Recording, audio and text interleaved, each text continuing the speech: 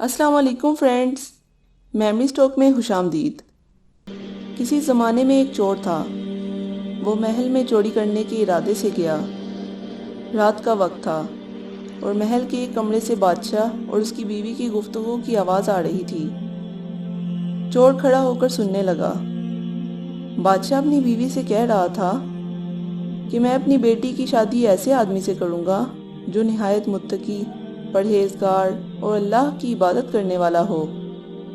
جب چور یہ بات سن رہا تھا تو اس کے دل میں خیال آیا کہ کیوں نہ میں ایسا بن کر دکھاؤں کہ بادشاہ میرے ساتھ شہزادی کی شادی کر دے۔ چور کے دل میں ایک لالچ پیدا ہو گئی۔ اب وہ چوری کرنا تو بھول گیا لیکن دھوکہ دینے پر اتر آیا۔ وہ گھر جا کر بہت دیر تک سوچنے لگا کہ کس طرح میں اس بات میں کامیاب ہو سکتا ہوں۔ پھر ایک تدبیر اس کی سمجھ میں آئی کہ بادشاہ کے محل کے قریب ایک مسجد ہے۔ اس میں جا کر بزرگانہ لباس پہن کر اور ان کی وضاقتیں تیار کر کے وہاں دن رات عبادت میں مشغول ہو کر بیٹھ جاؤں گا تو شاید یہ بات بادشاہ تک ضرور پہنچے گی۔ ہو سکتا ہے بادشاہ کی نظر میرے اوپر پڑ جائے اور میں شہزادی سے شادی کرنے کے لیے چن لیا جاؤں۔ یہ اس چور کا نہایت حقیر اور دنیاوی مقصد تھا۔ پھر وہ اپنی تدبیر کے مطابق بزرگانہ لباس اور وضاقتیں تیار کر کے مسجد میں جا کر بیٹھ گیا۔ نمازوں پر نمازیں، ذکر و تلاوت اور مراقبہ سب شروع کر لیا۔ دن گزرتے گئے اور لوگوں میں شہرت ہو گئی کہ کوئی اللہ کے بہت بڑے ولی یہاں آ گئے ہیں جو دن رات عبادت کرتے ہیں۔ یہاں تک کہ یہ بات بادشاہ تک پہنچ گئی تو انہوں نے اپنے ارادے کے مطابق غور و فکر شروع کر دیا۔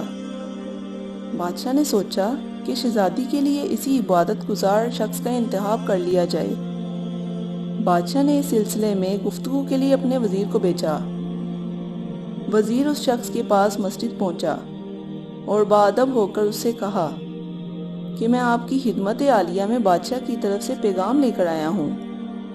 اس شخص نے پوچھا کیا پیغام ہے؟ وزیر نے بتایا کہ بادشاہ نے کئی سال پہلے یہ فیصلہ کر لیا تھا کہ وہ اپنی بیٹی کا نکاح ایسے شخص سے کریں گے جو بڑا متقی، پرہیزگار اور اللہ کی عبادت کرنے والا ہو۔ بادشاہ نے مجھے بھیجا ہے کہ اس سلسلے میں آپ سے گفتگو کروں۔ وہ شخص جو اسی آرزو میں یہاں آ کر بیٹھا تھا بہت دیر تک وہ وزیر کی گفتگو سنتا رہا۔ گفتگو سننے کے بعد اس کی آنکھوں سے آنسو جاری ہو گئے۔ وزیر نے پوچھا کیا بات ہے؟ تو کہنے لگا کہ آج جو پیغام آپ لے کر آئے ہیں یہ پیغام مجھے منظور نہیں۔ وزیر نے پوچھا کیوں منظور نہیں؟ آخر وجہ کیا ہے؟ اس شخص نے کہا دیکھیے میں صاف صاف بات آپ کو بتاتا ہوں۔ میں اصل میں ایک چور تھا اور ایک مرتبہ بادشاہ کے محل میں چوری کرنے کے ارادے سے گیا۔ پھر جو کچھ ہوا سب وزیر کو سنا دیا۔ اس کے بعد اس شخص نے کہا کہ میں نے یہ وضاقتہ بادشاہ کی بیٹی سے شادی کرنے کی لالچ میں تیار کی تھی۔ جب میں یہاں آ کر بیٹھا تھا تو میرے خدا نے مجھے اپنا بنا لیا۔ اب بس اس کے بعد مجھے کسی کی ضرورت نہیں اور میرے لیے میرا خدا ہی کافی ہے۔ فرینڈز، اس واقعے سے اندازہ لگایا جا سکتا ہے کہ جو شخص دنیا کی کسی نعمت کو پانے کے لیے اللہ کے راستے کو اختیار کرے تو اللہ تعالیٰ اسے اپنے برگزیدہ بندوں میں شامل فرما لیتے ہیں اور اپنی ایسی محبت عطا فرماتے ہیں جو دنیا کی کسی بھی محبت سے اسے بے رغبت کر دیتی ہے۔ اگر ہم اللہ تعالیٰ کی رضا کے مطابق زندگی گزاریں تو آپ خود اندازہ لگا سکتے ہیں کہ اللہ تعالیٰ ہمیں کس مقام پر فائز فرمائیں گے۔ دعا ہے کہ اللہ تعالیٰ ہم سب کو حق اور سچ سمجھنے کی توفیق عطا فرمائیں، آمین۔